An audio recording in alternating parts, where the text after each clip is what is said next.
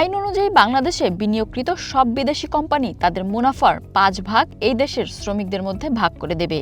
এভাবে বিগত দিনে বাংলাদেশের গ্যাস উত্তোলনের সাথে জড়িত শেভরন সহ অন্যান্য কোম্পানিগুলো মুনাফার 5 ভাগ দিয়ে আসছিল। কিন্তু হঠাৎ করেই 5 ভাগ মুনাফা কমিয়ে তা 1.5% করতে চাচ্ছে বর্তমান অন্তর্বর্তীকালীন সরকার। একেবারে শেষ মুহূর্তে এ নিয়ে অধ্যাদেশ জারি করার জন্য উঠে পড়ে লেগেছেন তারা। এমন অভিযোগ শেভরন সহ দেশের শ্রম অধিকার নিয়ে কাজ করা সংগঠনের নেতাদের। গেল অক্টোবরের শেষ সপ্তাহে শ্রম আইন সংশোধন করে 184টি ধারায় পরিবর্তন এনেছিল সরকার।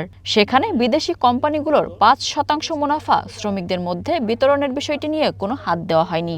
কিন্তু 3 মাসের মাথায় সরকারের শেষ সপ্তাহে এসে শ্রম আইন আবার সংশোধন করে শ্রমিকদের মুনাফা প্রাপ্তি কমাতে চাচ্ছে সরকার। এখানে দেশের স্বার্থ নয়, শুধু বিদেশি কোম্পানিগুলোর স্বার্থ দেখছে সরকার, অভিযোগ শ্রমিক সংগঠনগুলোর। বিদেশি বিনিয়োগকৃত জ্বালানি খাতকে আইনসম্মত 5% WPPA প্রদানের বাধ্যবাধকতা থেকে অব্যাহতি দেওয়ার উদ্দেশ্যে শ্রম আইন অথবা শ্রম বিধিমালা সংশোধনের সকল উদ্যোগ অবিলম্বে প্রত্যাহার করতে হবে।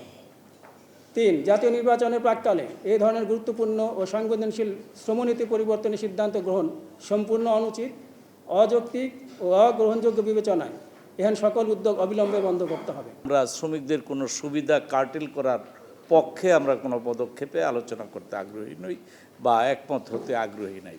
আমাদের মতামত ছাড়াই তারা অ্যাডভান্স হচ্ছে, তারা আগাচ্ছে, তারা সিদ্ধান্ত নিচ্ছে। আপনার শ্রম আইনের এরকম কোনো বিধান নেই যে ইচ্ছা করলেই একটা সেক্টরকে বাদ দেওয়া যায়।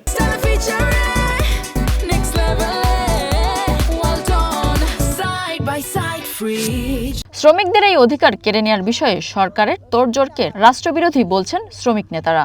যে অন্তর্বর্তী সরকারের আমলে এসেও কিন্তু দেখা যাচ্ছে যে আজকে যে 1965 সালের যে শ্রম আইন ছিল সেইটাকেও কাটেল করার জন্য তারা টিসিসিতে প্রস্তাব দেয়। এবং সবচাইতে দুর্ভাগ্য, রুহুল ভাই যেটা বলল যে 60 জন সদস্য থাকে, তার মধ্যে 20 জন মালিক, 20 জন সরকার এবং 20 জন শ্রমিক পক্ষ। যখন মালিক পক্ষ আর সরকার পক্ষ একই কাতারে চলে যায় তখন কিন্তু শ্রমিক পক্ষ আমরা অসহায়ত্বের মতো হয়ে যাই।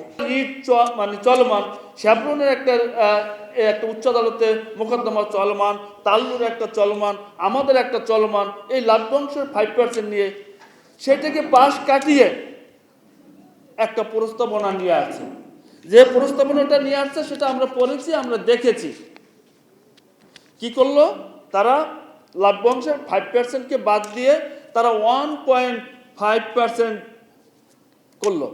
সরকার যদি এটা করে তাহলে আমরা শেভরন, তাল্লু এবং মাল্টিন্যাশনাল কোম্পানিতে আরও যেসব ইউনিয়ন রয়েছে এবং অন্যান্য জায়গায় যেসব মানে ইউনিয়নের প্রতিনিধি রয়েছে তাদেরকে নিয়ে আমরা বৃহৎ কর্মসূচি আমরা দিতে বাধ্য হব।